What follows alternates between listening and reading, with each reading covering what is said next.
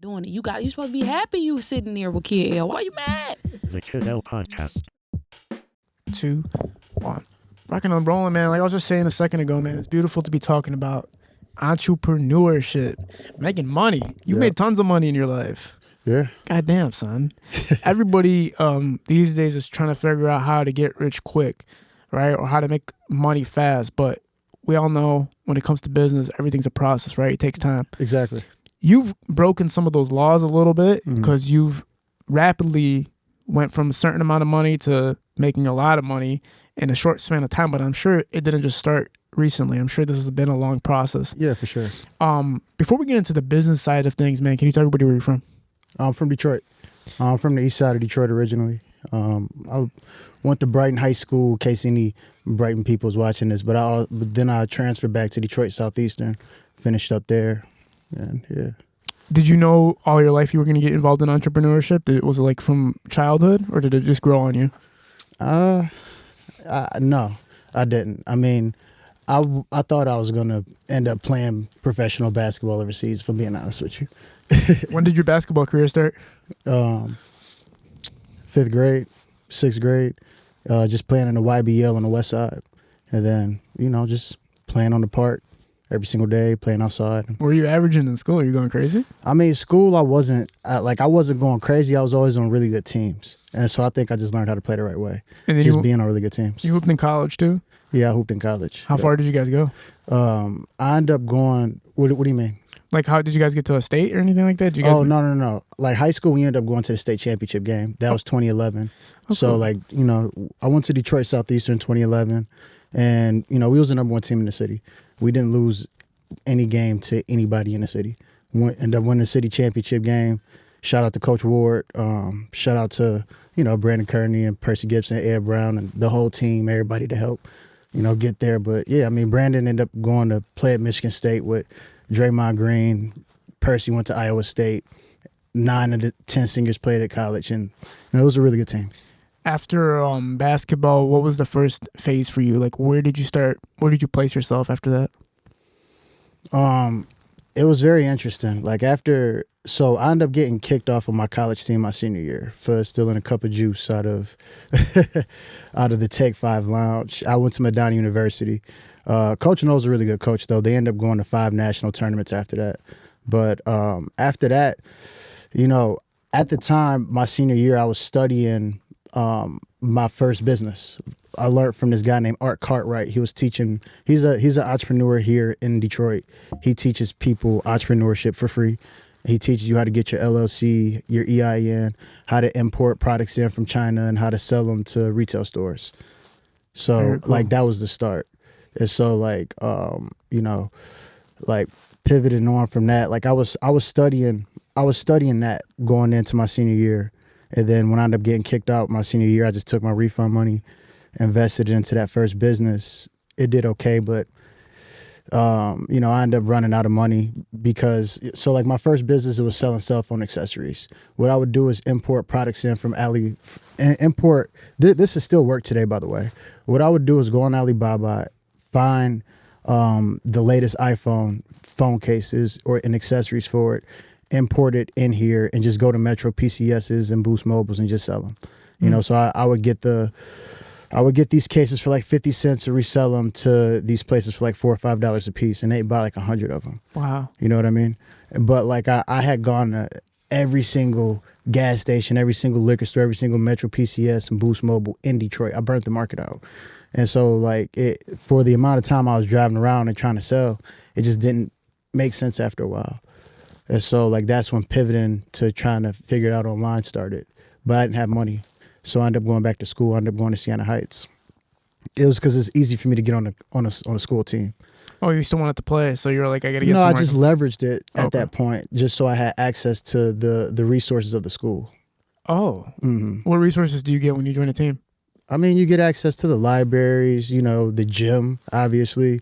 They give you free shoes and clothes. You know what I'm saying? You were strategic about this. My final year, yeah, because I knew I had made my mind up. I'm gonna figure out how to make 6 figures doing this in the next 18 months. I'm just gonna leverage where I'm at right now to try to get there.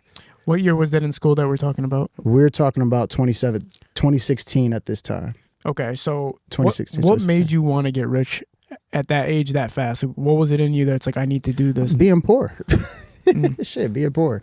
You know, I mean, like, you know, like my mom created a okay life for herself individually, but, you know, like, I mean, just, you know, like, it was tough. You feel me?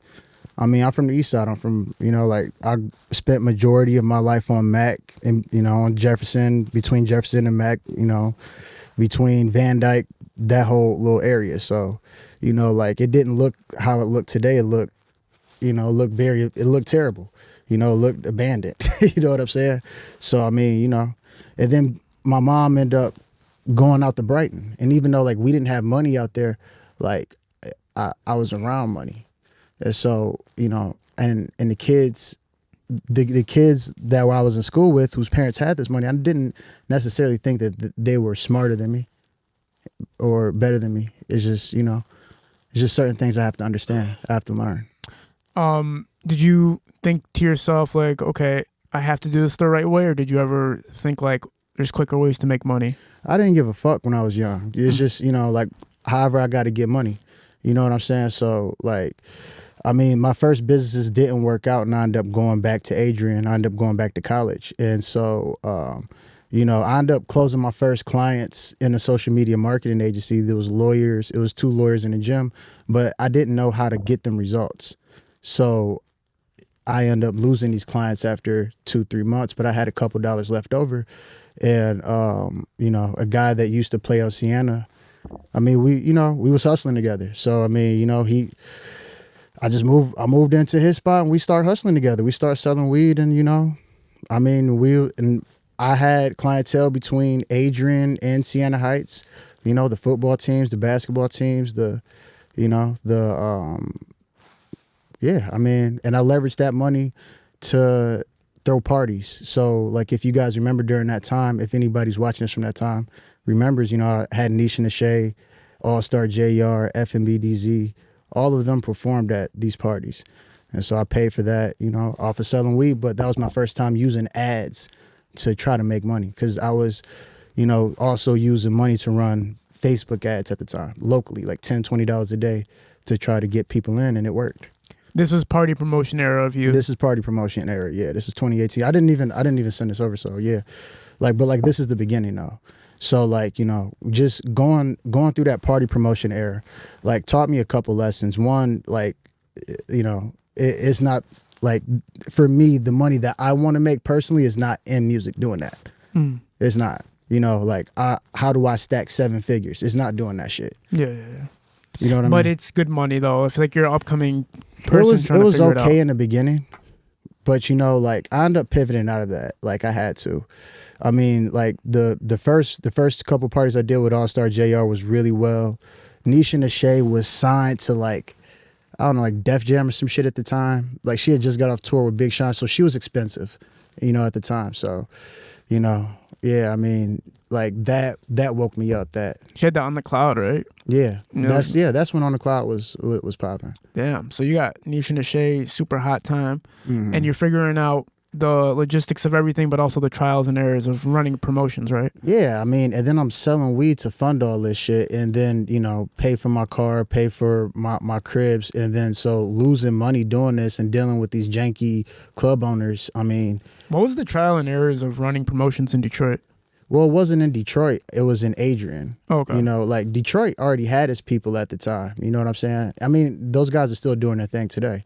I mean, I was trying to make best of the resources I had around me. I told you I ended up going back to Adrian. Yeah. We're not back. I ended up going up to Adrian, you know, because it's easy for me to walk onto a team. For sure. You know what I'm saying? So when you're doing these shows, what's trials and errors that people, just promoters that are watching this, can learn from? Things that they can look out for? Well, I mean, I end up pivoting out of that. I would say don't go into it personally. Okay. Like, I mean, if you're trying to stack 6 figures, I mean, there's already people who's already successful doing that. That's not it, you know. So I end up losing all my money doing that shit. You lost all your party I end up promotion losing money. all my money. I mean, to move on, like, yeah, I mean, so the last one I actually did was with Payroll, you know. So like it's 2 stories with him. So like at the time I did some internship with Byluck had their thing at the time. I was working with Darko, and I was taking on any free work that I can do in the social media marketing realm to get reps, and he gave me an opportunity.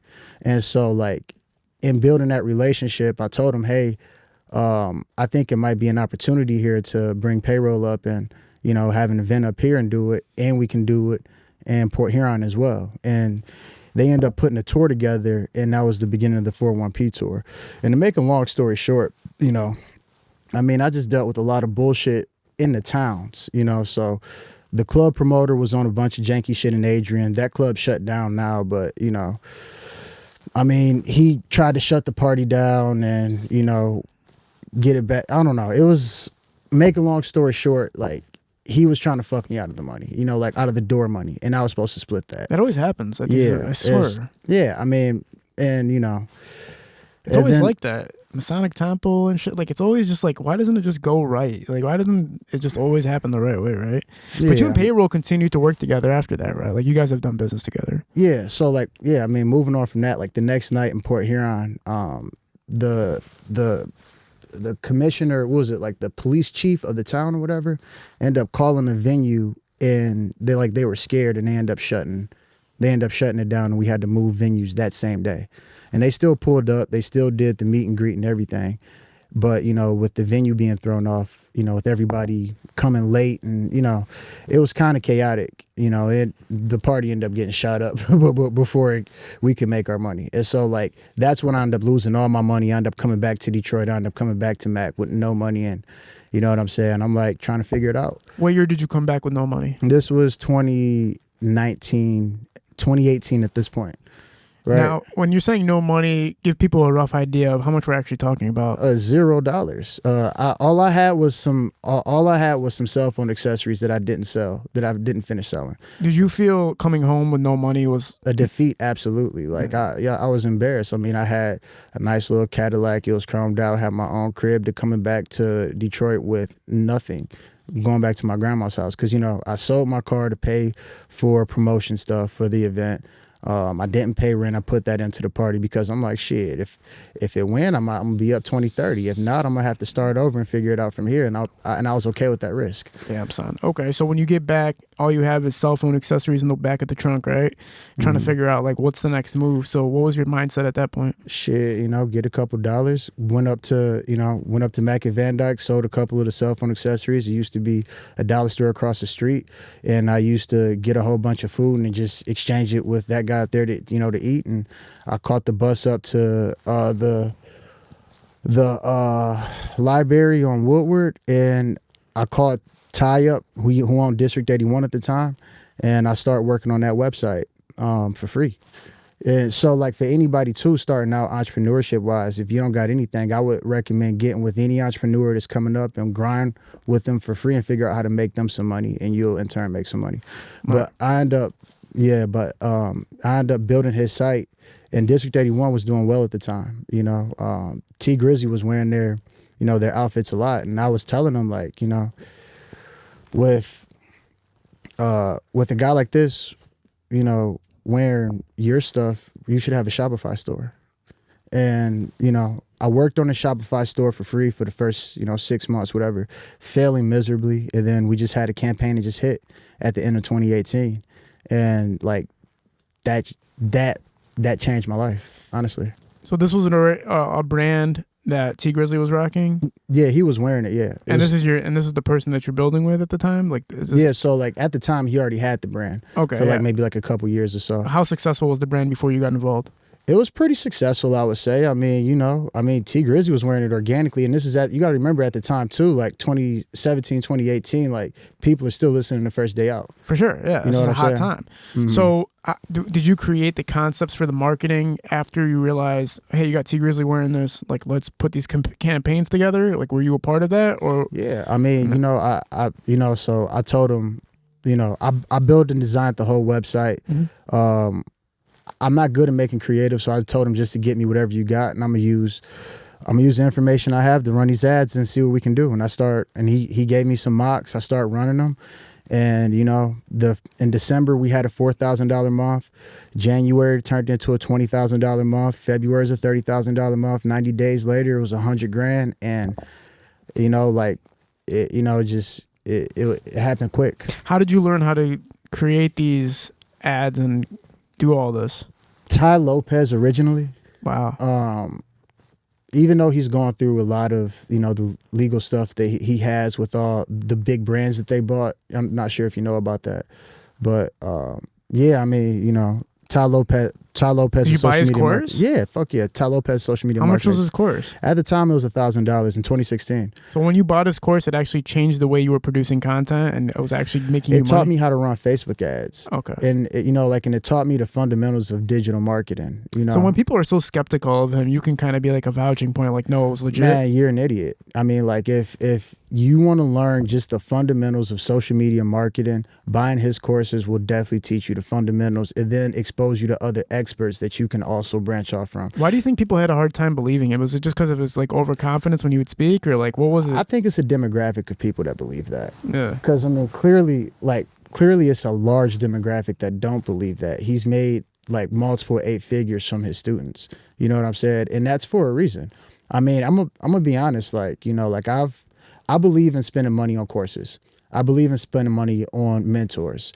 In my career, I've easily spent $150,000, $200,000 on mentors, consultants, and coaches from 2018 on. Like, the first investment that I made when we started making money with District 81 was a mastermind with Sam Jacobs, who was an e-com expert out in New York. I ended up going down to Miami to a mastermind to learn how to take this beyond $100,000. Like, how do we get beyond $1,000 a day? How do we get to $2,000-$3,000 a day? Amazing, man. One thing. Let's pause for 1 second.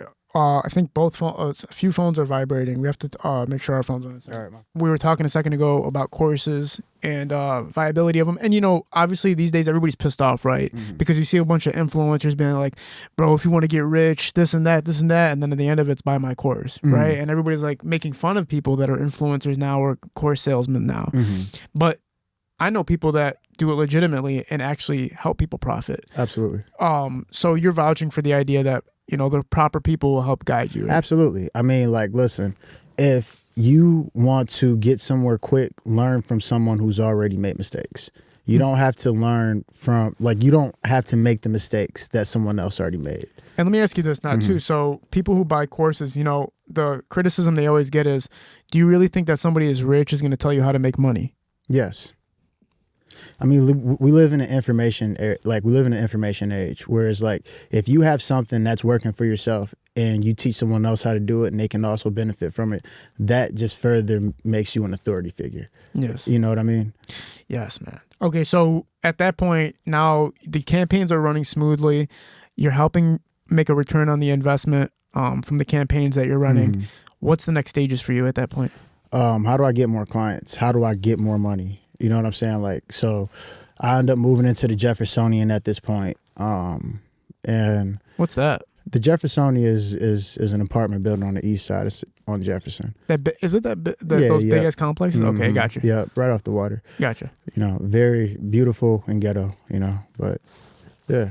And then how did you proceed from there? Yeah, I mean, so from there, Ty, I'm gonna be honest, he ended up referring a lot of people to me and just doing good work, From there, I ended up getting a chance to work with the Wealthy brand. Oh, cool. Yeah, I scaled them to multiple 6 figures the same way. Later on that year, I ended up working with Detroit vs. Everybody. They didn't even have their pixel installed at the time. And they were doing okay online, but my other brands were outperforming them because they were running ads. And, which is interesting because, Detroit vs. Everybody has a bigger perceived brand. I mean, and they're still around. They're still very relevant, but they didn't even have their pixel installed. And that helped take them up to, an additional multiple 5 figures a month. Yeah. And when did you start working with the Wealthy brand?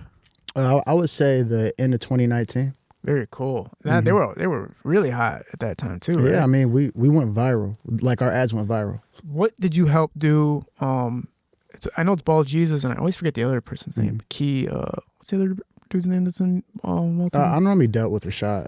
Rashad, yeah, that's Yeah. his apologies, is Well, Rashad, yeah. yeah. There's another cat too, but can you talk about your work with Rashad and how did you guys collaborate together to build the brand? So shout out to Camille Gavin. I mean, she actually connected us.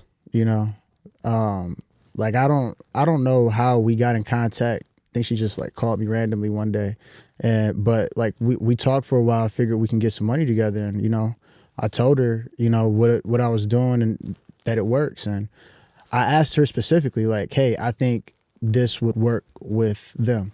Can you introduce me? And she did that. So you had a proposition, you had a vision, and you were like, let's introduce this vision to a wealthy brand. You had to connect to get that vision across to them. Yeah. They heard it, and then they said, let's have a meeting and let's work together now. Excuse me? Did they? And then you guys sat together and was like, here, let's do a meeting. Like, let's pitch the Yep. idea. Yep. And then, you know, like some people with this stuff, it works immediately. You know, like with District 81, our first campaigns took off. Some people, you know, it takes 90 days. It takes some time to work to grow. And, you know, the wealthy brand, like, you know, like our ads didn't work initially. It took us going through the process to actually get results. But when we got results, we got heavy results. For sure. It's a lot of A and B testing, trial and error. Yeah. Seeing what campaigns work, right? Yeah. I mean, so like today, like, you know, like with meta ads, the primary thing that you want to focus on is your creatives and your offer. And then we have ChatGPT now, you know, and I have a lot of master prompts that I use to create my offers, to create my creatives, you know, and, you know, DM me or whatever, you know, or Kiddo or whatever. And, you know, I get those to you. But I mean, yeah, I mean, That's dope. the most important thing when running Facebook ads is having a good offer and having good creatives. You know, like one video can make you 100,000 a month. How do you do that? Just have to have a great campaign, like just really market the hell out of a product with visuals? So the video has to really speak to that customer avatar. Yes. You know what I mean? And angle scale. Back in the day when we were scaling up to 6 figures a month, like when I say back in the day, I'm referring to 2020, right? It was a lot of targeting. We had to target 40, 50 different audiences that was relevant towards that customer demographic. Now Facebook does a better job of finding those customers for you. So the number one thing you need to focus on is having the best offer and the best visual creative for that customer to want to click off of and learn more about.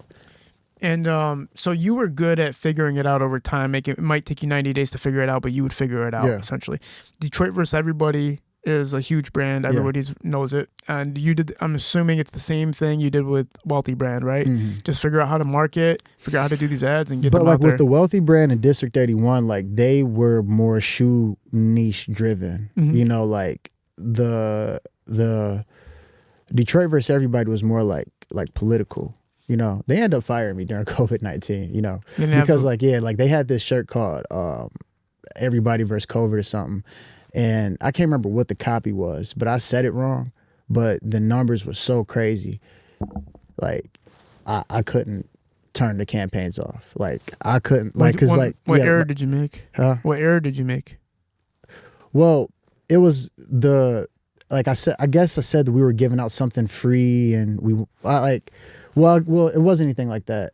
I can't remember exactly. It was an error in the copy. Okay. You know, like it was an error in like literally in the caption of what I wrote. Okay. You know, I can't remember exactly. It was back in 2020. You know, but I didn't fix it in a timely fashion, and I understand. You know, no hard feelings. But it helped the business though. Fuck yeah, it helped the business. I mean, like they didn't have their pixel installed, which is a fundamental thing that you need. What is the pixel? A pixel. Okay, so a meta pixel tracks every piece of movement that happens on your website. So, like for instance, anybody who just views a page, who adds to a cart, who initiates checkout, who purchased from you, who subscribes to an email list, all of these are different data points that I'm able to retarget. You know, or even if you watch 3 seconds of a video, anybody who watches 3 seconds of whatever clip you put up, I'm able to retarget that. Amazing, man. Yeah. Amazing. And you're studying every day, I'm assuming at this time, right? To figure out all these things, to understand SEO and understand like the background. Well, it's of not Meta. SEO. It's strictly Facebook and Instagram ads. Okay, gotcha. And then email marketing on the back end. But yeah, I mean, because it's like, you gotta think and then I got a lot of good accounts at the time. I got at the height of it, I had I had my baby mama's brand doing 100,000 a month. I had Wealthy brand doing, I don't know if he's cool with me. Well, this was back then, so whatever. Probably like 50, 60 a month. I had District 81 probably doing like 50, 60 a month. Same thing with Detroit versus Everybody. Not to mention another women's boutique out in River Rouge. I'm not going to mention that one, but she's done 7 figures. Woo. I have a cool 6-7 clients in Metro Detroit that I've generated 7 figures for alone. Wow, man. Incredible stuff. So you, after Detroit versus Everybody, what was the next big move for you? I kind of got the, I guess it wasn't a big move. Like I had the payroll. So like he's not aware that I helped him build his Shopify store, because there was a middleman in between both of us that I believed helped him out on other areas of his business, and just kind of framed it as if he can get this stuff done and just kind of outsourced it. But I don't know what the business was like on their end, but I know I didn't get compensated or any type of recognition for it. And like he was on Wix at the time, and when you want to sell anything, any physical product, you want to be on Shopify.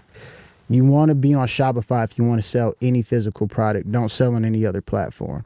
And what's the reason for that? I mean, they just convert better. All the other apps integrate better in with it. You just, all the biggest brands that sell physical products are on Shopify. So I mean, it's easier for the user. It's easier for us building it. Like. Is there anything that compares, or is it just literally just Shopify? Just don't even test anything else? Well, I mean, it's more difficult for me to work on Wix sites. I mean, and then when I run ads to a Wix site versus a Shopify site, the Shopify conversion rate is just higher. Right. Like the themes are better.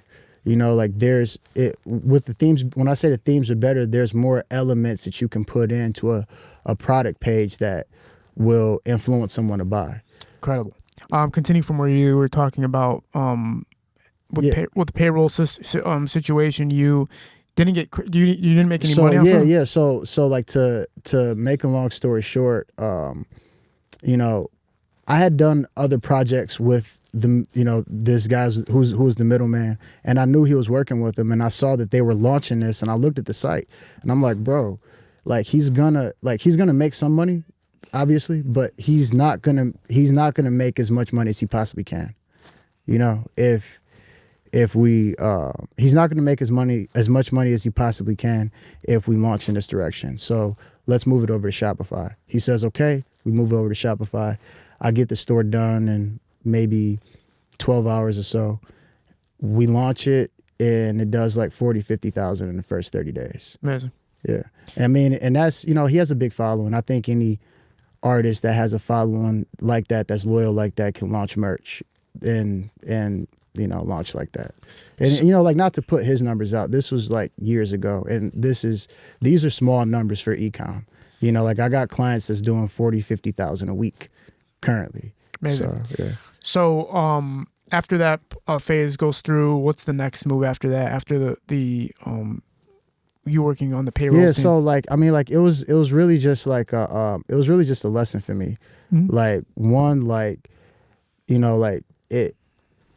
If even with just a conversation, just consulting, make sure there's an even value proposition. Contracts? Do you believe in like having Absolutely. paperwork? It's absolutely necessary at this point. I didn't believe so in the beginning. Like back during that time, I was naive in business. You know what I mean? Like contracts hold people accountable to do their work and for you to be compensated. And did that person make you believe that it was gonna, like, a handshake deal, like it was gonna all go through, or did you not always know the whole time? I mean, I thought it would have been without, a no-brainer, at least just like an opportunity to do business further in that direction, considering the level of success. Imagine what we could have done if we had been running ads this whole time. Yeah, you gave up the sauce, my boy. You learned the lesson for giving up the sauce. That's what happened, right? But I didn't even give up the sauce. All I did was build the store, and his following brought a lot of it in. Imagine if we'd have put ads behind it. Imagine if we'd have had the proper back end email marketing system bundles built out. He would have made more. Yeah. You know, so you like, gave them enough to like be like, okay, we can take this and run with it. Yeah. But you could have done 10 times if you just stayed a part of it. I mean, that's why I didn't care. Yeah. Like, okay, I mean, you know, you think you're getting off of this little shit. It's like, okay, like, whatever. You know what I'm saying? Like, it's little shit, literally. You know what I mean? It's crazy, man. Yeah, I mean, like, again, later on that year, you know, I ended up launching a brand with my BM that ended up scaling to $250,000 in the first 60 days. What was the name of the business? Knotless K. And talk about the idea of it, how it came together, and the first day of execution. So, like, you know, funny enough, right? Like, she would tell me, like, you know, like, her friend, so she was doing hair at the time. This is like pandemic. She had just quit her job at Peloton. She's doing hair. She's living with me and all that stuff, right? And I guess her friends used to make fun of her because, you know, making money for all these other people. She's talking about, but I'm not making any money for her and blah, blah, blah, right? And she ended up, she had a friend who actually saw the product, who saw another girl in Southfield selling this product and brought it to her like, hey, you guys should do something with this. And, you know, she believed in it, you know, like, be honest with you. And so she, you know, she gets the product in. We end up building a store around it. We make multiple creatives for it. She made a creative for it. And the guy who normally makes our creatives, he made creatives for it. And I just thought her creatives were better. And we tested those. It was the craziest thing I've ever seen. What happened? 120,000 in the first 26 days. Whew. We started with $400 in the bank account and flipped that into 126,000 in 26 days. Wow, man. And this is, you have a great product, right? And then you just figure out. No inventory. No, and okay. Behind 3,000 orders. Right. Wow. So that's damn. So they have to come up with that. They have to make that quick, right? Like they have to create the products and ship them out quick, right? But they probably didn't expect, nobody expected it, right? Because they didn't expect the campaign to actually return like that fast, right? Right. I mean, and so like with me never seeing these kind of numbers before, I'm just scaling aggressively, which I don't recommend for anybody to do. Like if you have something that's hitting, that's making a bunch of money, make sure you have the infrastructure in place to be able to handle that scale. Make sure you have the team in place to be able to fulfill those items. Make sure you have the customer support in place to be able to email your customers back, call your customers back, whatever the case may be, because a lot of money can get held up if you don't have these things in place. You know? It's like if you open up a pizzeria and it's like, okay, I want to sell as many pizzas as possible, but then you get an order for 100 pizzas and then you're like, oh shit, I only got one oven, and now nobody's hitting you up anymore because they're like, you can't fulfill our orders. Exactly. Right? You didn't build the infrastructure, you didn't build it capable of providing for that client. You know, so with you learned that slowly, right? Like, yeah, I mean, like that was the only time that like that was the most, like, outside of the brand that I'm working with right now, that's one of the craziest things I've ever seen, and I believe that opportunity is available for anybody if you just stay consistent long enough, just testing different products, honestly. Right. Nowadays, you know, TikTok Shop and everything like that. TikTok Shops is cool. Yeah, they're pushing the algorithms. They're doing what's that app? Whatnot's out now, and there's all these apps that are kind of like pushing product and putting it in your face. Instagram selling products now. Are you seeing it's more difficult, or does it not make any difference that all these apps are pushing products now? Makes no difference. Like with Shopify, you own everything, bro. You got to think like on places like TikTok, on places like Amazon, you are a third-party seller. You know what that means? They pay you out, you know, once every 2 weeks. They can hold your money whenever the fuck they feel like it. Wow. They can kick you off their platform. You don't own the data. You know, like, whereas like we had, you know, for one of my brands, I got 55,000 emails, you know. For every email that you got, like that's almost like worth $1 a month. You know what I mean? If you're really locked in on that email list properly. But now you have to create the content in order for people to see the ads, right? So who's creating the content for the ads? Different people. So like for for anybody who's running a brand, I recommend getting some UGC creators. So a process that I use is going on Twitter. I'll hire a virtual assistant to go on Twitter and type in hashtag UGC in your niche. So like UGC hair, UGC whatever, and just find a bunch of, and you'll see it's a community of creators. UGC stands for user generated content, by the way. It's a community of creators on Twitter, X, who are looking to make these videos for you, for your brand. And so like I'll have my VA make a list of all these people, put them on an Excel sheet, and then email and DM all of them and get an appointment set with all of them. And all I'm doing is showing up to calls and interviewing them, seeing what their prices are. If I like them, I lock in with them, pay them, get their address, shoot them the product, and, and then it's a numbers game at that point. Now you got a whole bunch of UGC, and then those are the creators that you can use to test. That's one way. Another way is with AI. We use AI to create scripts and avatars that basically teach you or educate you on the product, or it might tell a script on a certain pain point of the product.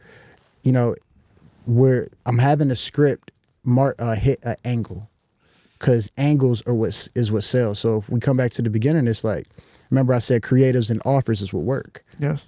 Right. So like having that script down, in whatever angle that is, Well, can you explain the angle, like just to break it down to people? Like, is that just the proposition of like what you're selling to somebody, and so like how you deliver it? Let's say like, for example, it's these detangler brushes, right, that I've been selling. What is it? Detangler brushes I've been selling, right? What does that do? It detangles coarse hair. Oh, okay, basically, gotcha. right? And so the pain point in that is most combs, like they hurt when you try to comb it out and just go through it.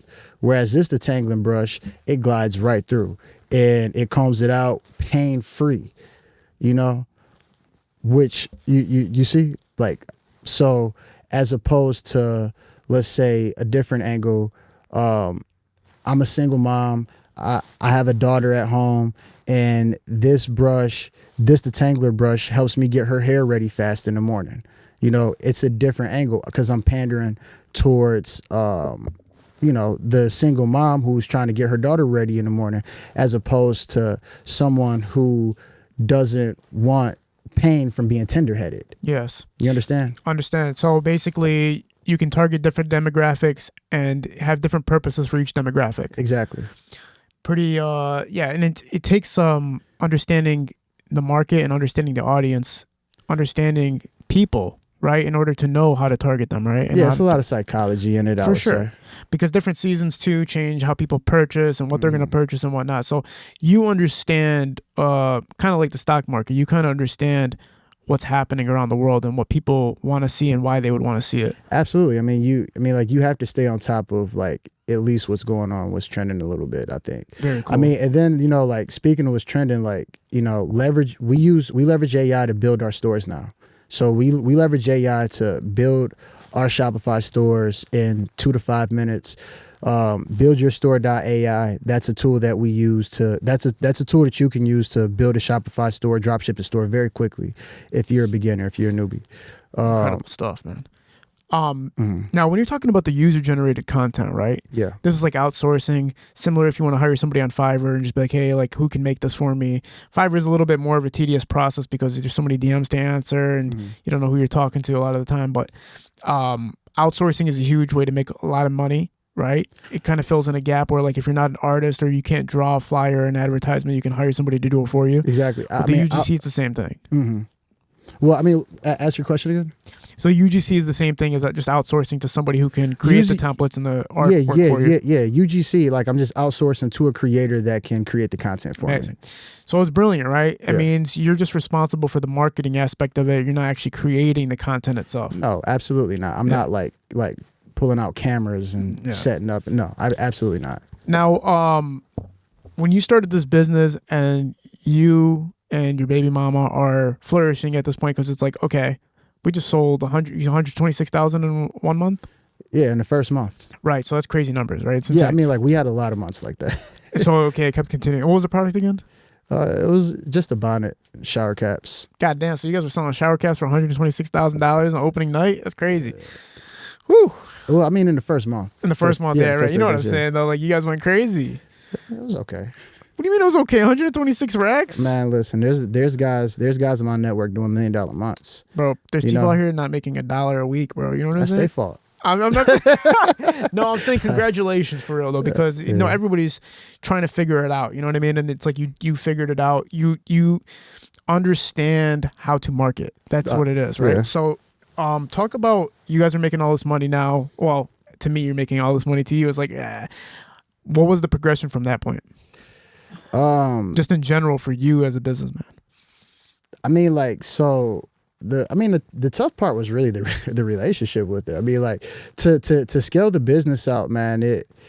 Well, I mean, like to be honest with you, it's new success, right? So there's issues that you're unaware that you're going to go through, Right.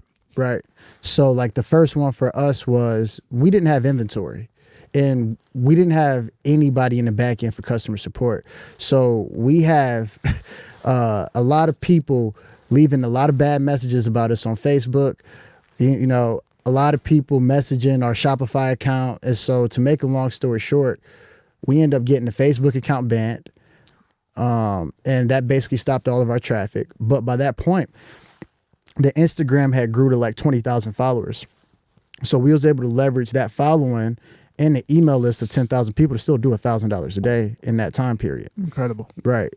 Like, I mean, that's the power of a brand being built out, you know, like even after a month, if things go well. And because you guys were low on inventory, that's the problem, right? You couldn't deliver on time. Exactly. So, like what ended up getting over that hump was actually getting business funding.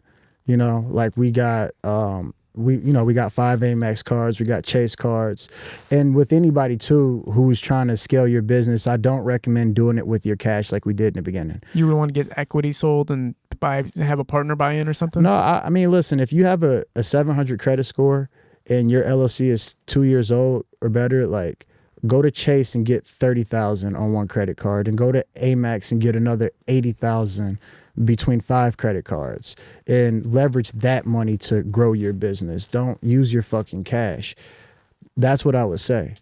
You know, like, and I believe that's where everybody that I've worked with, like, who didn't have that in place and who didn't have investors, I believe that stopped them from growing. What made you guys not get investors early on? We didn't need them. Fuck, we gonna need investors. Like, we're profitable. The only thing an investor can do is if they bring something to the table, right? Like they can help you market it, or they have a brand ambassador or somebody of that nature. But as far as cash, you had accessibility to the loans. Yeah, I mean, we didn't need any investors. I mean, like, you know, we're literally printing money. I spend $5, we're making 30. You know what I'm saying? What was your cost of acquisition when you were starting the advertisement for the bonnets? We were at like $4 or $5 per sale. And how much were they selling? How much were your orders? We were selling these bonnets. The average order was $32. Oh, so you guys' margins were great, probably. And then the cost of goods were probably like, a couple bucks. Cool. Yeah. How'd you figure out what factory to source it all from and everything like that? Going back to Art Cartwright in the beginning, you know, like he kind of gave the blueprint on how to source suppliers in China. Oh, cool. You know, so like just going back to the fundamentals, you know. How'd you get in contact with the factory to make the product? Like Alibaba, literally. Oh, wow. Yeah, go on Alibaba. You can find just about anything, bro.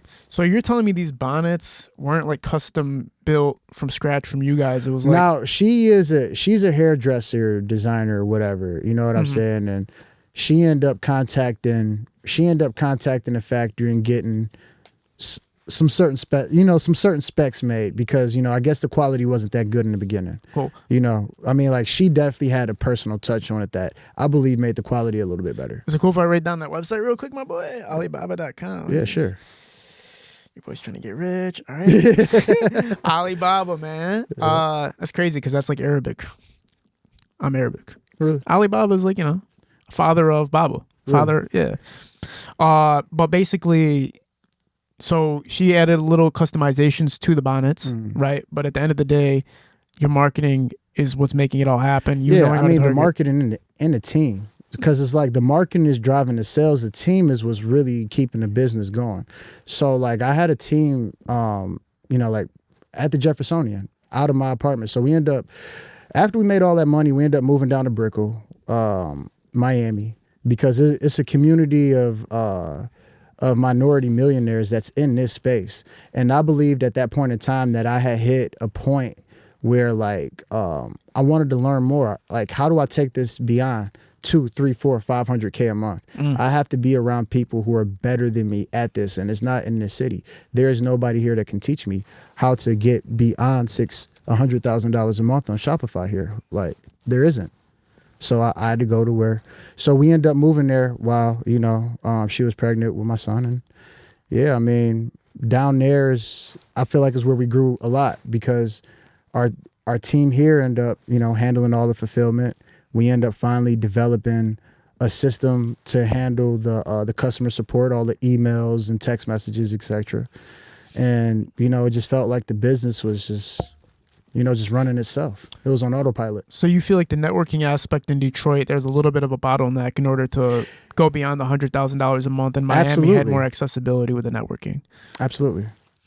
Um, I mean, because we're behind business wise.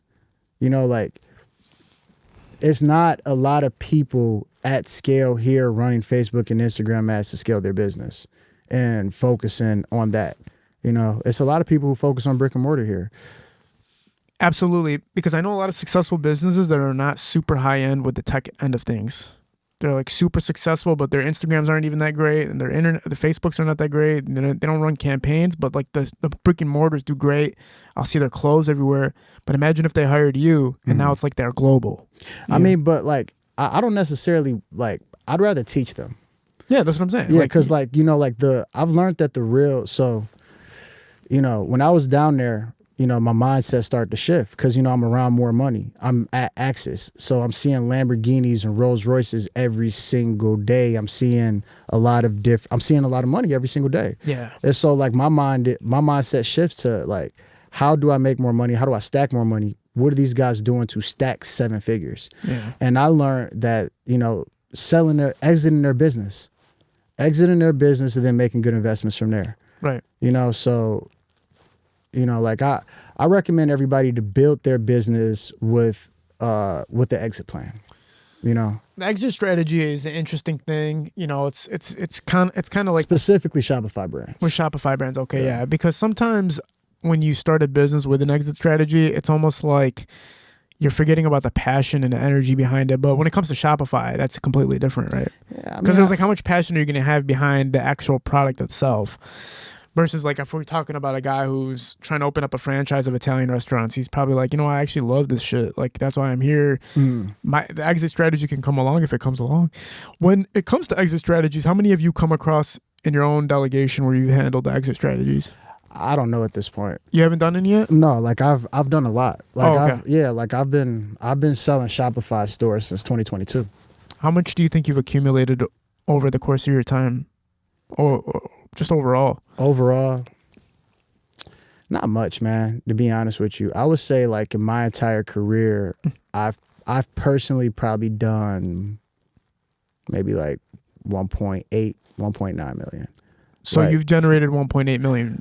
yeah, I mean, I would say so from 2018 to this point, like in just, revenue for myself personally. Oh, that just goes to your pocket. Like revenue for myself. Like, yeah. Like, Okay. I mean, like if I'm thinking about like all the stores, the cash flow from the stores, because it's been a lot of big months. If I think about exiting stores, helping people flip stores, because these deals are anywhere between 25,000 to the upwards of 150,000. Well, let me ask you this then. How much money do you think you've generated overall for all the companies you've worked with?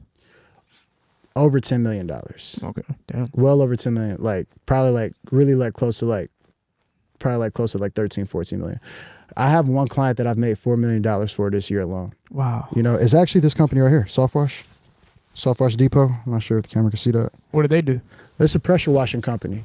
And it's interesting because it's like, it just shows me how crazy Facebook actually is. They have the ability to find high ticket buyers for you. Yes. Like his average order is $1,500, bro. Yes. You know what I'm saying? Because like the pressure washing equipment is very expensive. And you know, I'm from Michigan. I don't know shit about pressure washing equipment. You know what I'm saying? Like I didn't know that it's essential for them in their HOAs. They have to keep their lawns in their houses a certain way, and you know, like riding dirt bikes and you know side by sides and muddy shit is like a big thing for them. So they have to you know clean up. You know, it's a big community of people who buy that type of stuff. So you know, it's crazy. So you know, the scary part is what people are afraid of right now. Everybody who's doing Facebook marketing or targeting ads is worried about AI and how it's going to take over. Like you said, now you can make a Shopify system within a few minutes, where before it could have taken you maybe a day, 2 days, 3 days, whatever the case might be. How do you feel like AI is going to benefit the marketing side for marketers? Like, is it going to hurt or is it going to help? It's already helped. You know, like I'm way better now today than I was 4 or 5 years ago. Like, and if you're not using AI in your business to scale your Shopify store currently, you're going to get left behind by someone who is. How much time does somebody have to make that decision and be like, okay, I'm going to learn AI, I'm going to incorporate it in what I'm doing? Like, how much time before it's too late where it's like, hey, like the sooner, listen, like everybody, a lot of the top stores right now are using AI for a lot of different moving factors. We're using AI in a lot of different things. I would say probably 2 years. So if you don't figure out how to incorporate AI with your marketing, and within 2 years, you're going to be left behind. Yeah, I mean, like honestly, now, honestly, like you need to incorporate AI in your marketing now, at least in making your scripts. At least in making your scripts and. I mean, like it's different things. It depends on what you're selling. How do you incorporate AI into marketing? Depends on what you're marketing. Okay. Give me an example. Let's say I have a recording studio and I want to market my recording studio. How does AI help me market my recording studio? I mean, well, I guess like with the recording studio, you wouldn't necessarily leverage AI. You would show off the actual studio. The studios is different because it's a service. Okay, a product then, right? Right. So like, so now. I have a new pair of shoes, the Kid L's. Okay, the Kid L shoes. How do I sell the Kid L shoes on Shopify using AI? So the first thing I would do is go and look up what's the AI tool? Develop Labs. Well, I use 11 Labs. 11 Labs is the AI for the voice. But what I do is what I would do is find multiple brands that are running ads of shoes that are just like yours. Okay. The AI tool is in my online course. I'll give that to you. But it's a specific tool that we use that when you put the videos in there, you can put up to 10 videos in there, 15 videos in there. It's going to break down every single marketing angle of that video. Amazing. And so, and it also shows me how long that video's been running. Why that's important, someone who's been running a video on Facebook for like a year, 2 years, 3 years, they've been making money on this video. So there's elements of this video you should look at if you're going to market in this niche. And I like to understand their angles so I can try to, make mine's better. So you guys have like an agent basically, and the agent is going to interpret the videos and the content? No, it's literally, there's a specific software that we use that breaks that breaks those videos down and tells you the marketing angles of them. Okay. So what I'll do is then take the transcript of that take that marketing angle, copy and paste that, bring it over to ChatGPT, and I have a VSL prompt. A VSL is a video sales letter. And the video sales letter is basically just, explaining different parts of your product, right? How accurate has ChatGPT been in its predictions for how to market versus a human being being able to give the angle for the marketing? Well, a big part of marketing is, your copy and your captions, right? Like when you're running Facebook ads. So I would have to come up with the captions myself. Whereas ChatGPT will come up with the captions for you in a way that demographic is likely to buy. You could tell ChatGPT like, hey, like, you're a creative strategist with 20 years of experience. Drop the link to the product inside of the chat, right? Here's my product. I want 5 different marketing angles for this product and 3 different offers to go along with it. And it will give you all of those different angles mixed in with those different offers, and you can just pick it, and it will have it worded correctly for that demographic. And like so compared to a human being doing that, it's more efficient. It's faster. Is it better? Like as far as the sale, like is it better as far as like are they creating better captions than a creative mind might think of? I would say it might not be as good as a really good copywriter, but a really good copywriter, that's someone who's going to make all your captions and stuff. They're going to be expensive. So like, would you rather pay, ChatGPT $20 a month or even $200 a month on a big subscription to get unlimited copy, or would you rather pay a creative, like a copywriter $1,000 a month? Whew. I mean, but you got to think though, like when you're operating at scale, you are outsourcing everything. The difference between $100,000 a month and $1 million a month is you outsourcing more and like being more. So you have more time to be more creative, to make more creative offers, to literally grow your brand. Not gonna lie, sometimes I'll send my captions for TikTok to ChatGPT, and then it sends back fire, bro, every time. And I'm like, shit, I copy paste those bitches, go like 100,000 views every time. I'm like, what the fuck, bro? See? Like, how did I not think of any of the shit you guys are talking about? But they just frame things better. Mm-hmm. So I can imagine that with campaigning, it's even better. I mean, you see us working with you. I mean, like you literally just said, like, you put it in, you tested it, 100,000 views. That's, I swear, bro, this shit's crazy, bro. I mean, so like, shit I can't even think about. And it knows like these people that I'm like, how the fuck did you even know who I was talking about when I typed that shit out?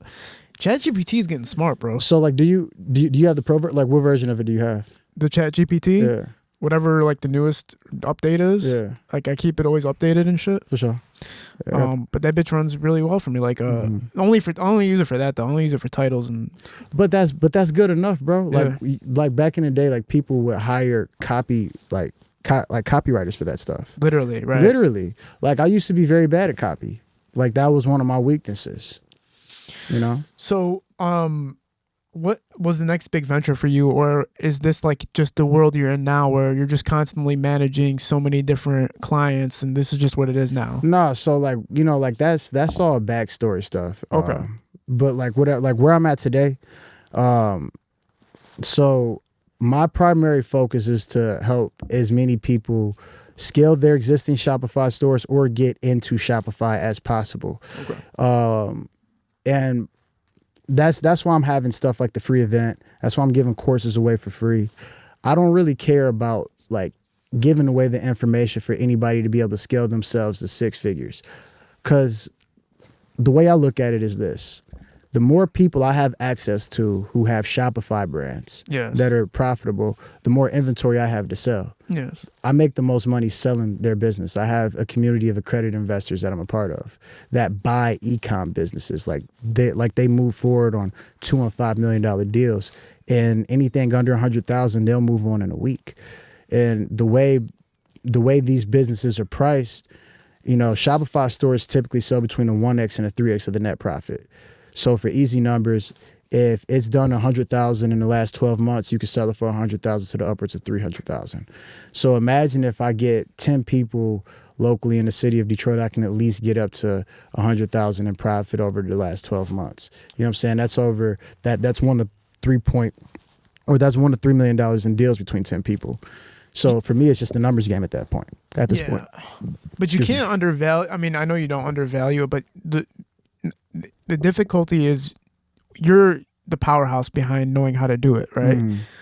And some people just will never understand how to do it or like do it at the level that you're doing it. Even if they have the product, even though if there's 2 people selling the same product, you're going to be able to campaign and add it better than that next guy, right? Yeah, for sure. So like if you're someone like who doesn't want to learn how to do it yourself, what I would recommend then is obviously getting your credit to a 700.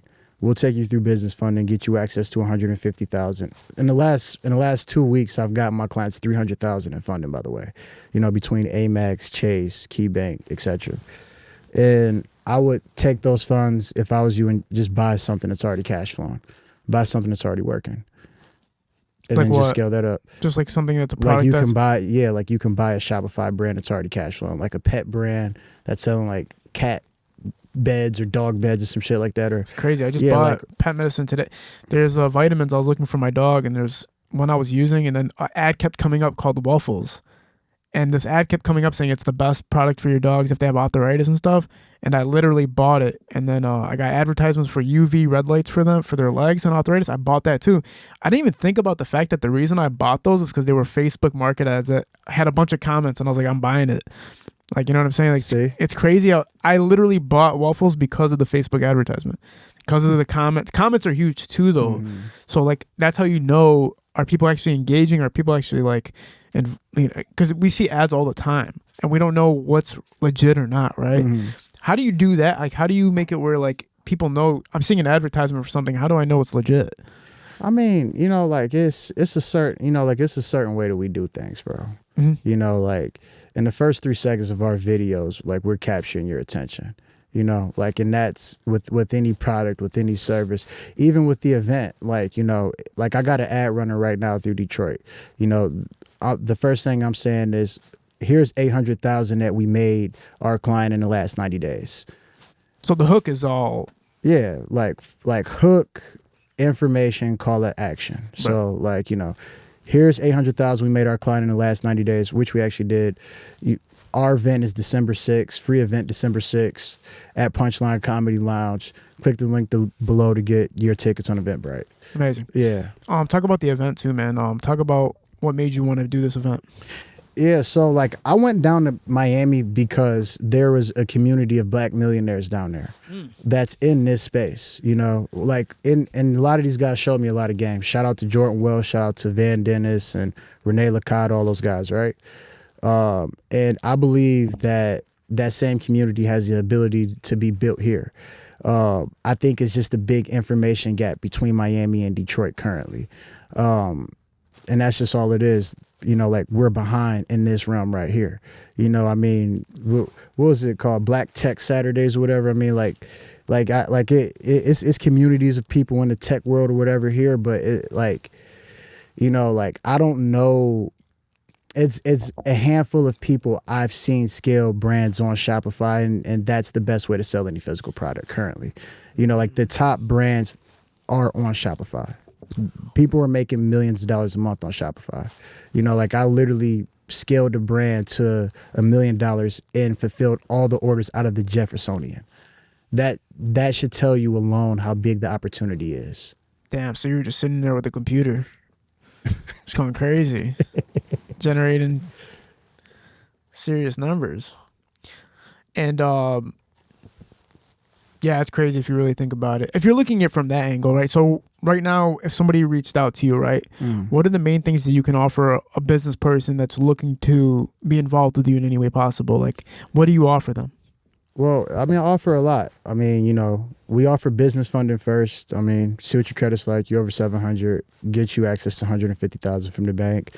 And then, it depends what realm of business that you're in. If you have a physical product and you're already on Shopify, then, like we would coach you for a year and teach you how to scale your business up to 5 figures, multiple 5 figures or beyond a month, depending on how much work you put in.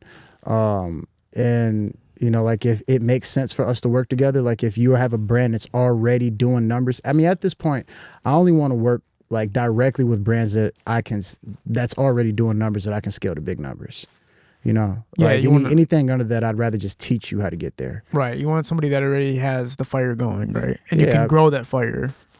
I mean, it's just more fun. Yeah. Plus, you need to invest in something that's showing that it's kind of like when you watch Shark Tank. It's like they like to add fuel to the fire. They don't like to fucking. Like, you're not even really situated yet. You know what I mean? It's hard. Exactly. So if you have a business that is doing well on Shopify, if you have selling any physical products and you're trying to go to the next level, yeah. I mean, so like business funding, business coaching, specifically in the Shopify realm. And if it makes sense, we'll work with you and scale your business. But my primary thing is to be able to sell all of your businesses at the end of it. You know? So your exit strategy motivated, like. That's where the money's at. Right. I mean, like, What's the fastest you've started a business or helped a business exit? From when you entered the business till it exited, what was the 30 fastest turnaround time? I mean, like, the business was already going and operating. They just had me sell it, but 30 days. So within 30 days. So when you came in, what was the company worth? And then what did you guys sell it for by the time you guys exited? I mean, small deal. The business had done $140,000 in profit in the year before.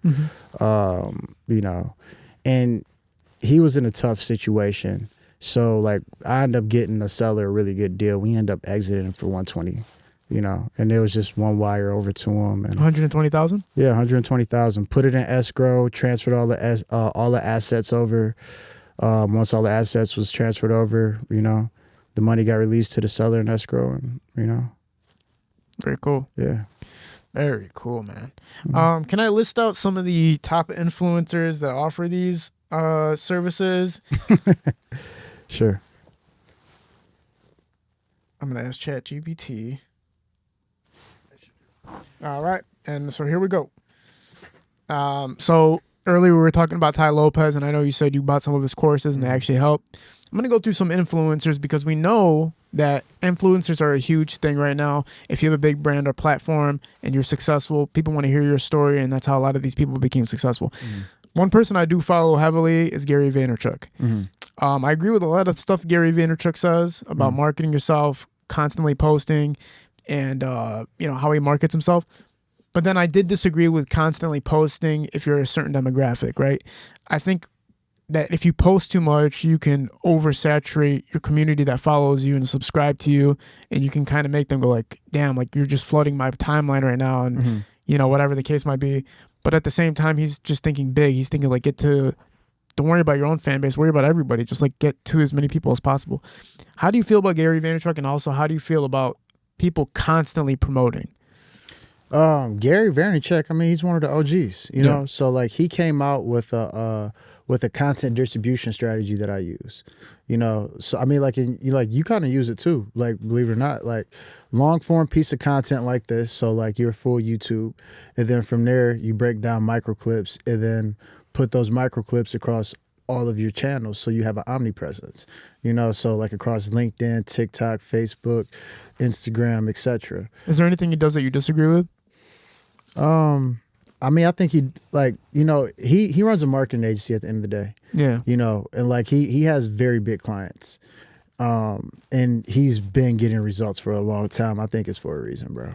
He's really pushing AI right now, and people are scared of AI, like we talked about earlier. You shouldn't be. What do you think is scaring people about AI? It's obviously just the FOMO, right? It's almost like I don't want to have to learn something new. Yeah, I think it's just the fear of, the unknown. Yeah. But like the reality is like, if you don't understand how to implement AI tools into your business, you're just gonna get left behind by your competitor who does. Exactly. Not only that, it's saving money too. This is a person that when I see him, I don't listen just because he just bothers me when I look at him. But Grant Cardone. Grant Cardone's interesting. Yeah. Because it's like, I haven't heard a lot of good things. I mean, like I haven't heard a lot of great things about people that's bought his programs personally. I've never invested in any real estate. I don't want to speak anything negative on Grant Cardone just because, like, I've never bought any of his courses.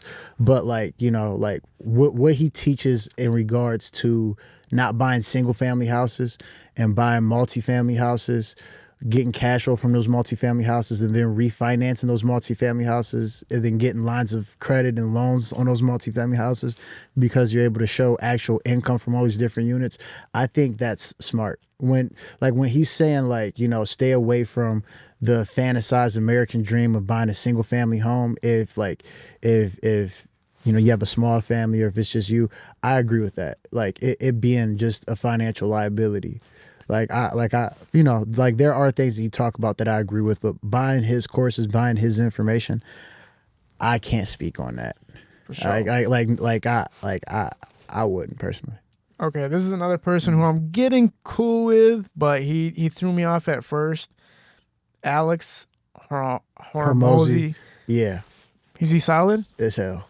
Okay, but So I actually read all of his. So like I read his books. Alex Hormozy, how to 100M offers. 100M offers helped me develop my offers. Wow. You know, for sure. You know, like all of his books is fire. You know, like to be honest with you, like his concept, I'm actually using it.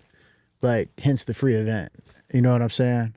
Like, so his thing is he gives out so much information to help, because like he can't, in his mind, he can't even help you if you're not making $3 million a year or better. Because he wants to take you to $10 million a year, because that's where he makes real money. Anything under that, he's not really interested in working with your business.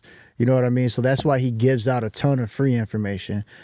You know, like that's better than a lot of the paid information, like Ty Lopez's stuff for free that helps people actually make a lot of money. And it's, you know, 100M, what was it, like 100M leads, 100M offers. I highly recommend getting an audio book and a book of both of those. Alex Hormozi's legit.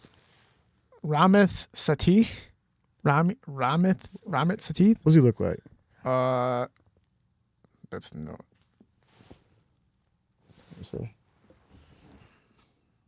I haven't seen too much of his content. Okay.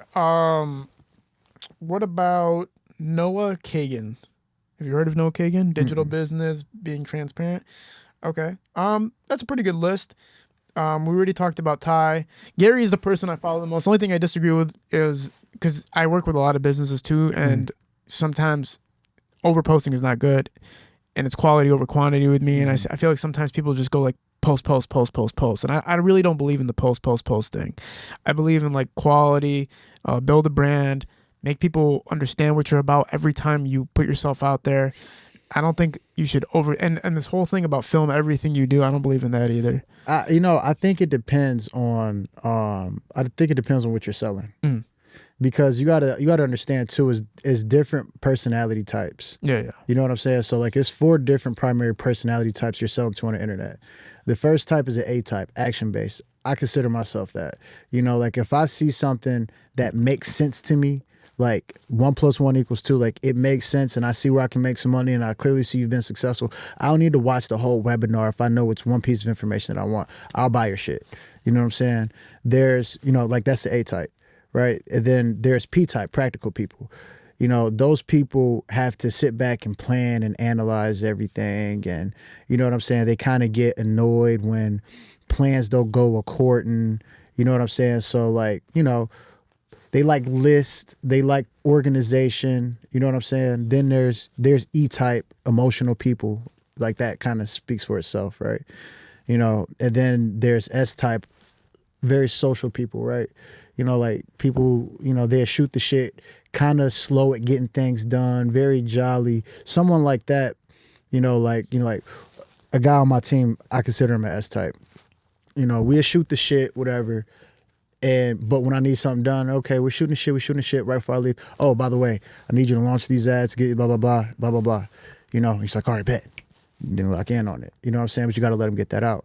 So like, I like keeping these different personality types in mind when you're making content. You got to understand you're not marketing to just one person. So like from posting multiple times a day, I can't say no. Because like, here's the thing. If you're selling a physical product, every post that you make on your Instagram could potentially be a sale or 2 or 3 on your store. It's definitely going to be more traffic on your store. If not, more sales, more email subscribers. Now they're in your email funnel and they could turn into a sale a week later, 2 weeks later. All of it adds up. Yeah. You can't just look at the quick turnaround. Sometimes it's people making decisions. I read somewhere that a lot of the time when you're trying to make a sale, it's simply about letting the client or the customer get as much information as they need. Mm-hmm. And that more information you give them, the more likely they are to make a decision. Mm-hmm. Versus like you just telling them what it is and then they, them being like, okay, well, I'll come back to you. Sometimes it's not really about how much time they need to figure it out, but it's just like they don't know enough. They have to watch your progress and watch what you're doing and how you're acting in order to make a purchase, right? Mm-hmm. Which is crazy because I do music reviews. I don't know if you've ever seen them, but sometimes I'll do music reviews. And I notice like nobody will ever buy a music review until they see me post other music reviews. So I'll be like, yo, music reviews today, pull up, like whatever. not too many people buy. Then I'll post like 3 people who did buy, and then all of a sudden everybody's like, okay, I want one now. And it's like they had to see it. That's why they weren't making the decision. They needed to see it. And I was like, oh, it changes everything. But it's social proof. Yeah, social proof, right? Exactly.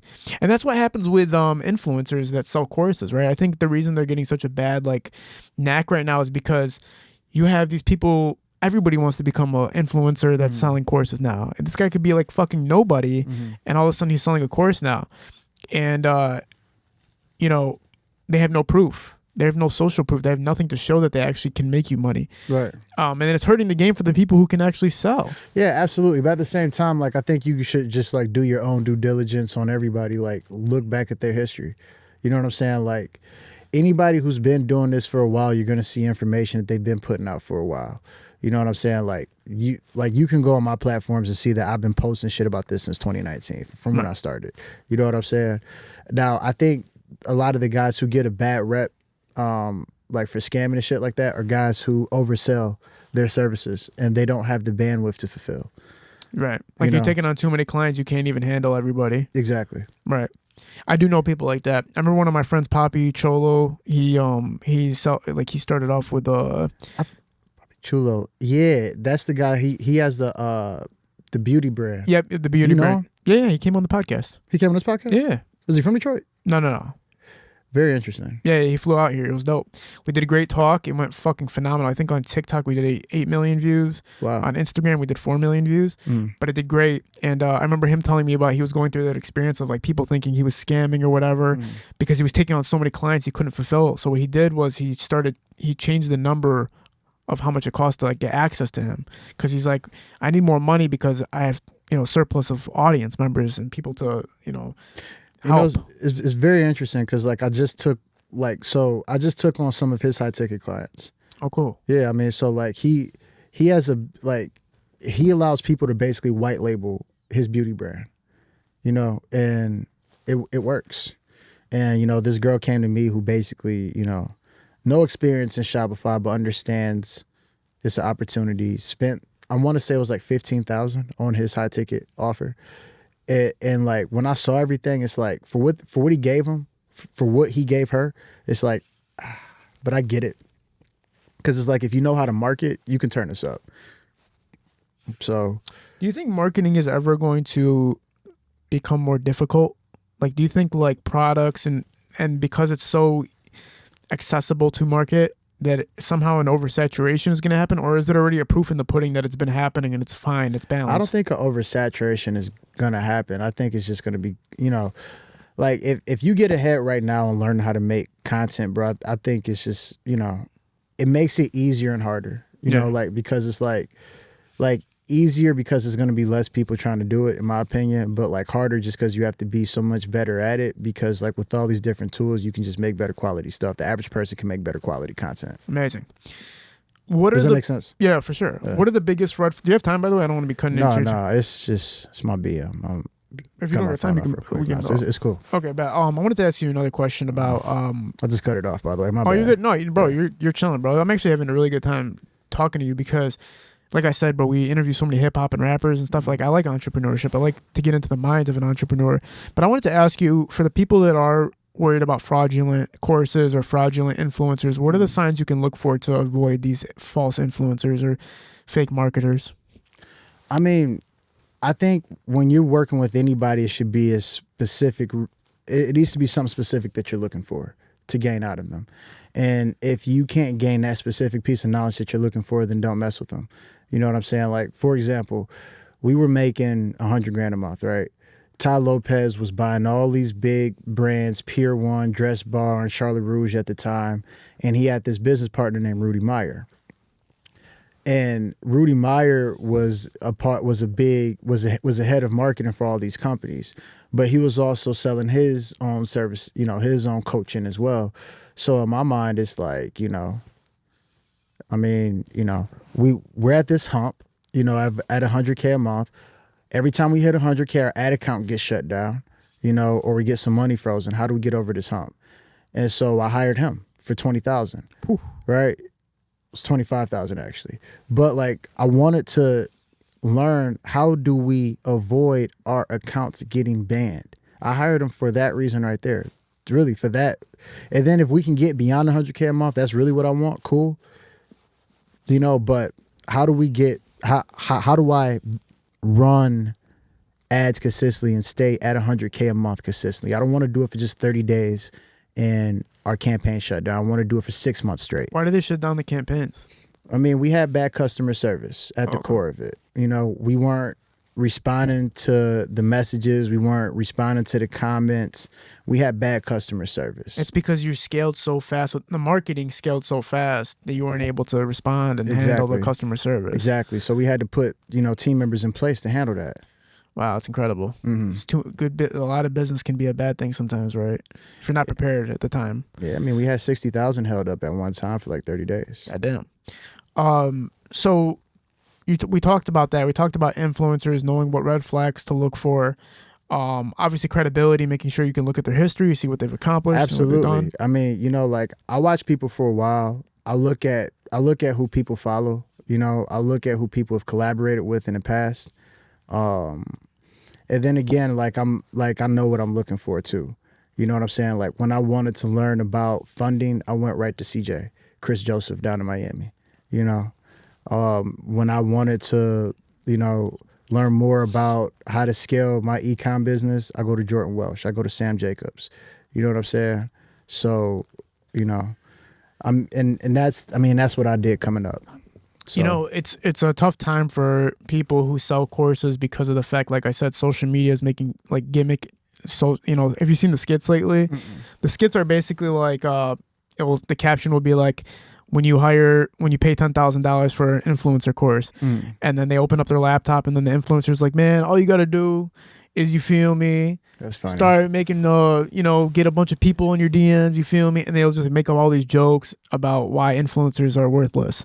And that's like the new skits and stuff that are coming out because, like I said, there's so many people parading as real influencers and marketers. See, here's the thing. Like, I feel like if you're someone who's selling high-ticket services, like I sell high-ticket services. If you're someone who sells high-ticket services, you have to think, how can you add the most value that you personally can to this person? Right? Because that's where you're going to be able to charge the most money. Right? Like, you have to solve a big problem. Yeah. You know, most people want to learn how to make more money. And, you know, like, in a way where they're time-free, they're location-free.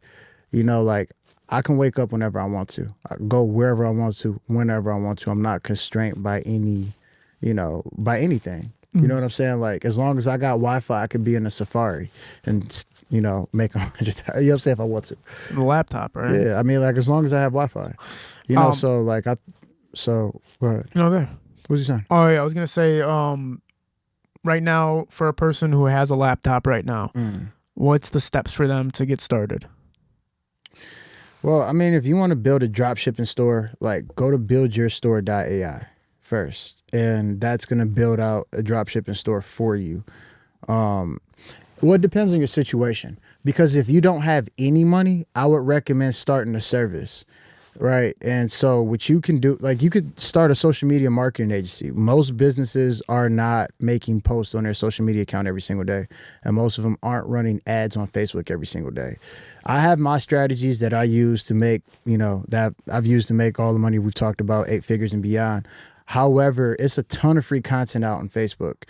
Like, find businesses locally in your local town, lawyers, doctors, chiropractors.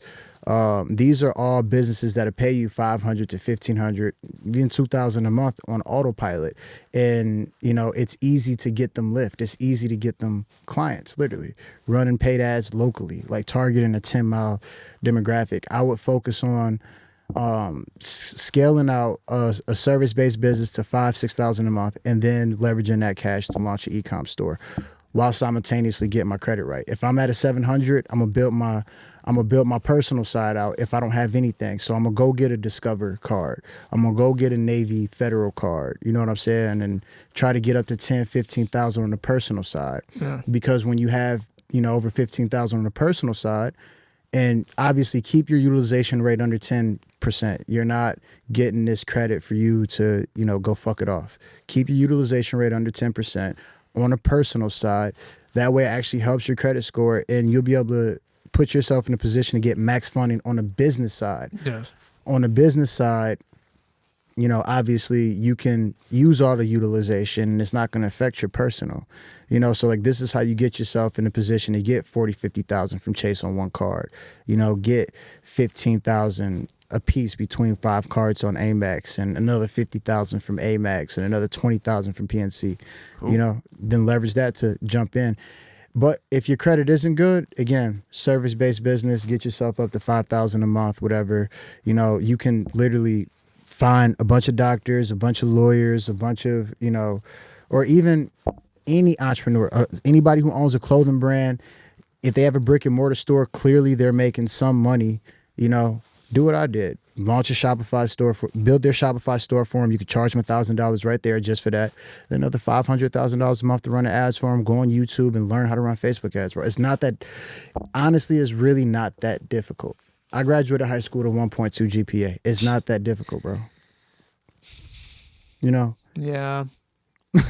Like, But it is. Not that it's difficult, but again, you still do have to understand human perception. yes. You have to understand climate, what's trending, how to like there's things you don't understand because you've been in the game so long that it's like for me, I'm a great video editor, right? I'm like super fucking good. Like if you watch me edit, you'll be like, what the fuck's this guy's like? You edit your own videos? Huh? You edit your own videos? Most of the time.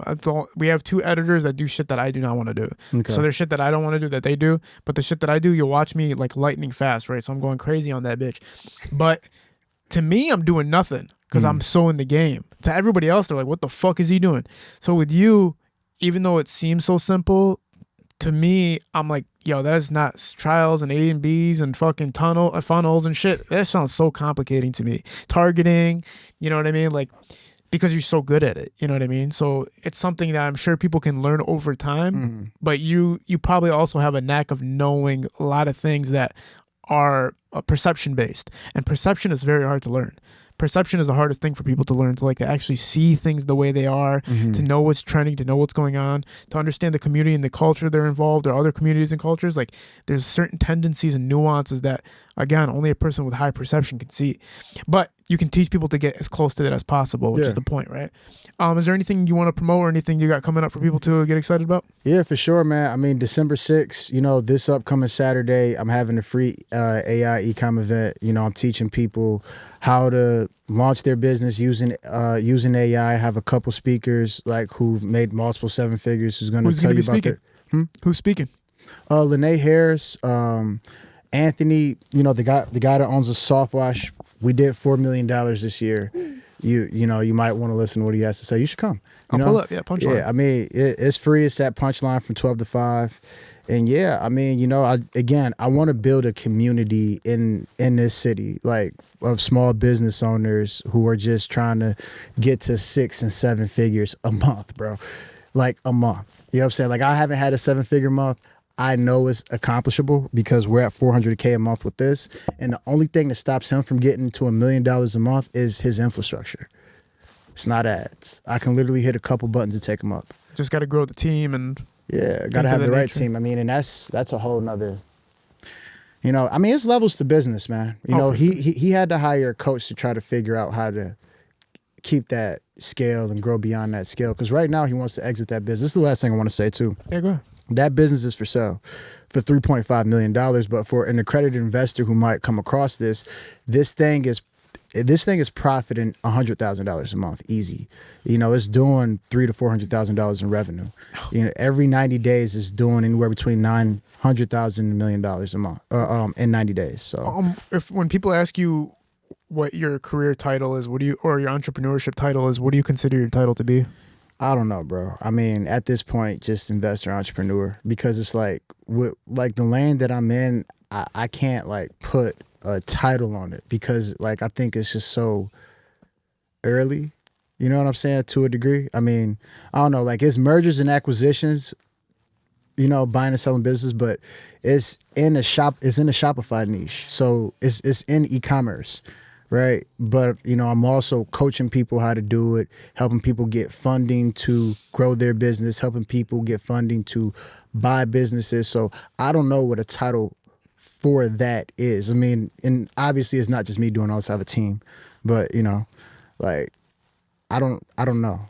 like an investor entrepreneur. Let me ask you one last question, bro. Uh-huh. So like, you know how there's like a whole new trend of advertisements where people will say something like, don't buy this product because, and then they'll list all the reasons why it's actually a beneficial product or like it works and shit like that. Yeah. Okay. So like when people do kind of like goofy hooks or like ways of just kind of being silly in order to promote themselves and sell themselves, does that translate to sales, or can you overdo it where it's like you guys kind of hurt the brand with that and it didn't help make sales? Listen, I don't think there's no such thing as like you care about making money, you care about being cool, bro. You know what I'm saying? For real. Like what is it about? You know, because if it's about making money, then do what you know, like do the trends. You know what I'm saying? If they fit you, if they fit your niche. Does it work though? Have you seen like people do like the hook, misleading hooks? It works for different niches. Different things work for different niches because it's different types of people who buy different type of shit, bro. Yeah. You know what I'm saying? So like it depends on that demographic. Right. You know what so I if mean? somebody's like, don't buy this electronic toothbrush because it will have your teeth whiter in 300 days, or like 30 days, or whatever the case might be. Yeah, I mean, like, there's a nerd who would love something like that, bro. Yeah. Like, for sure. You know what I mean? Yeah. I'm so against the like lamosity that it's hard for me to like get into it. Like I hate lame ass shit, but if it's converting, it's converting. You know, and the beautiful thing about today is you don't have to put your face behind it. You Sure. know, like you can just have the AI avatar. I use Make UGC to have AI. I use 11 Labs for the voice. Okay, so ChatGPT for the scripts, 11 Labs for the AI voice, and I'll take that voice and bring it over to Make UGC to make an avatar, just because the voices is better on 11 Labs when you pull over to Make UGC as opposed to the audio that's already in the avatars on Make UGC. Are you following me so far? Yeah, of course. Yeah, so you're using different softwares to create the content. Exactly. So, you know, if you don't want to there's ways to hide yourself. You can use Sora if you want. Like, you don't have to do the corny shit you want. Like, if you don't want to. Like, no, I don't they know. just did they used this website to create a, you know how they were doing the baby podcast thing? Yeah. So somebody created this advertisement for a hibachi grill nearby. They took Babyface Ray and they turned Babyface Ray into a chicken. Oh, wow. And I'm serious. No, you got to see it. And they used my podcast clip to promote it. It looks like this. $3? $3. I have footage. You got footage of $3? I needed it. You've been there. I know you've been there because you see. That's dope. And they used like some type of AI. This is dope. See, look, if they ran this as an ad locally, they would go crazy. And this right here is the shit that I'm talking about, bro. It's what's this? In-N-Out Hibachi. If they ran ads on this creative locally, it would do well. I believe it, man. Also, one last thing: best thing and worst thing to sell on Shopify.